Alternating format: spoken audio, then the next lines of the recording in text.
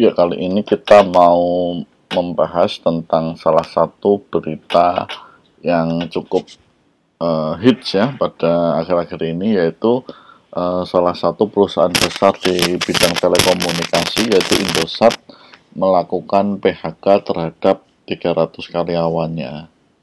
Namun di PHK tersebut diberitakan juga bahwa Indosat memberikan besaran pesangon hingga 75 kali upah ya. Nah, kalau kita lihat dari judulnya, tentu yang namanya PHK itu adalah sesuatu yang sebenarnya kalau menurut Undang-Undang Ketenagakerjaan adalah yang sebaiknya terakhir dilakukan jika memang ada timbul perselisihan. Nah, tetapi di sini sepertinya PHK yang diambil ini merupakan keputusan dari bisnis, sehingga harus melakukan reorganisasi atau mungkin perubahan struktur dan sebagainya, sehingga mau nggak mau terimbas pada karyawan. Nah, tetapi di sisi lainnya nilai pesangon yang 75 sampai dengan 75 kali upah atau gaji itu sangat besar ya dibandingkan dengan aturan perundang-undangan. Nah, kita lihat saja beritanya ya. Jadi Indosat Ooredoo Hutchinson mengumumkan untuk melakukan PHK terhadap 300 karyawan, dan 99% karyawan yang akan di PHK sudah menerima tawaran. Para karyawan menyetujui tawaran PHK dan mendapatkan paket PHK yang diklaim oleh Indosat lebih tinggi dari yang dipersyaratkan undang-undang, di antaranya pesangon hingga 75 kali upah. Nah, kalau seandainya gajinya adalah 10 juta, maka 75 kali upahnya adalah dia akan mendapat sekitar 750 juta. Kalau gajinya adalah 20 juta, maka 75 kalinya adalah sekitar 1,5 M. Ya, sepertinya kompensasi yang diberikan ini sangat besar ya, sangat besar ya. Kalau kita lihat, nah, kita baca ya, coba. Director and Chief of Human Resources Officer Indosat Ooredoo Hutchinson, Irsyad Sahroni, mengatakan bahwa paket PHK berisi uang kompensasi. Besaran uang kompensasi kepada karyawan rata-rata 37 kali upah. Oke. Artinya ada yang di bawah 37, ada yang di atas 37. Bahkan yang tertinggi mencapai 75 kali upah. Besaran tersebut itu secara signifikan lebih tinggi dari persyaratan ketentuan undang-undang. Oke.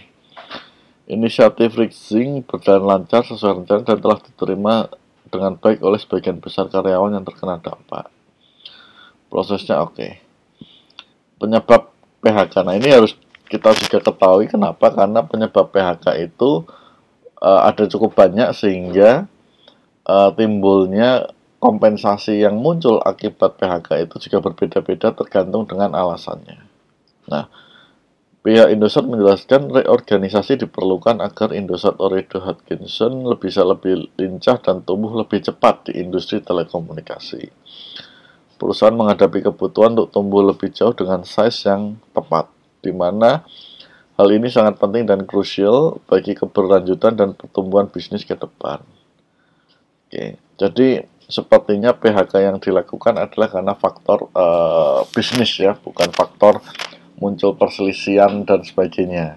Ada pelanggaran dari PKB atau mungkin ada pelanggaran dalam pekerjaan, tidak ya seperti itu. Tapi lebih kepada struktur organisasi atau reorganisasi atau strategi bisnis.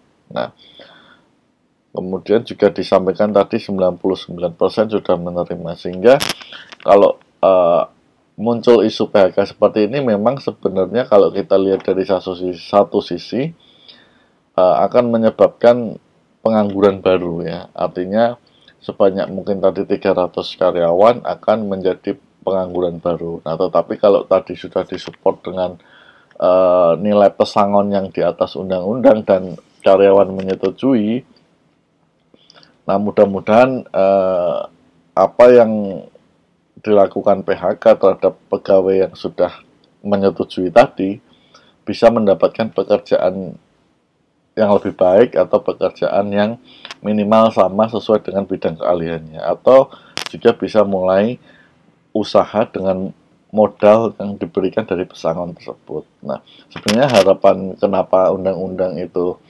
menyatakan PHK itu adalah opsi terakhir itu karena nggak mudah mendapatkan pekerjaan ketika usia kita sudah mencapai katakanlah di atas ya katakanlah 40 tahun dan kemampuan kita masih tidak terlalu berkembang ya. Perusahaan akan lebih senang mendapatkan fresh graduate dengan gaji yang rendah tetapi dengan tenaga dan pemikiran yang lebih fresh meskipun secara pengalaman berbeda. Seperti itu. Nah, tinggal pengalaman mungkin dari yang di PHK itu mungkin bisa diambil 1-2 orang dan seterusnya yang memang memiliki kompetensi khusus. Biasanya perusahaan seperti ini. Tapi kita harapkan semoga memang jalan PHK ini sudah cukup fair dan karyawan yang di PHK segera mendapatkan pekerjaan baru atau setidaknya bisa memulai usaha.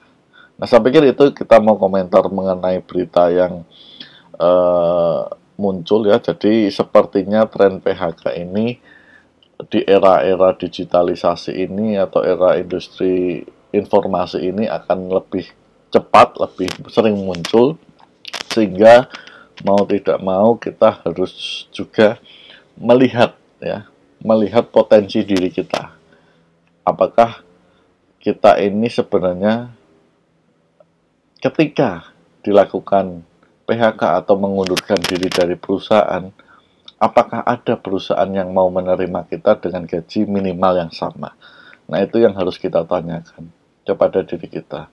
Katakanlah ada, berarti kita sudah cukup bisa mengikuti perkembangan zaman atau perkembangan bisnis, tapi kalau tidak, berarti ada yang perlu kita upgrade mengenai skill kita, baik skill secara kompetensi, soft kompetensi ataupun hard kompetensi ya. Itu saja, terima kasih sudah menonton.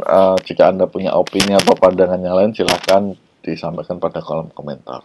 Assalamualaikum warahmatullahi wabarakatuh.